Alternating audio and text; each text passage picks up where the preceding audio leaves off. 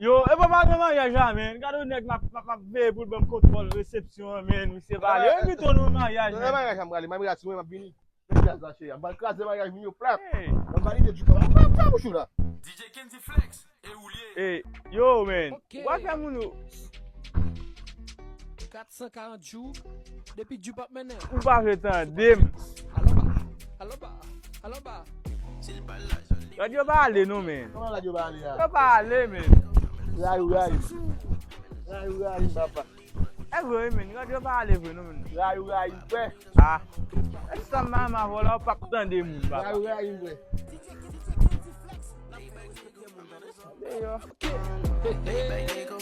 Bon moi saxou. Mwen, mariage dan fi. E kwa de zigo sa. E kwa de zigo sa gati mwen bali. E mwen tout moun de ye gade mwen yo tem mwen pre. Yo fistre de mwen. E kwa de gati mwen bali. De yo gade yo we. Bon fi we. E men, ou wè komi kouta fè l'eglise moun yo. Ou te di gade mwen bali? Yo pa ale men. E ben, pou sa moun yo apre? Paske yo pa ale fè moun yo apre men. Mwen la di, le mariage la, mwen tourne la. Yo ba ale tou chou koman mwen ale tou yu la. Bon yo tout mal la, tout gade mwen. E mwen pou konti mwen pa wala gade la base. Gade mwen kati mwen ba ale. Pai Medel! Pai Medel!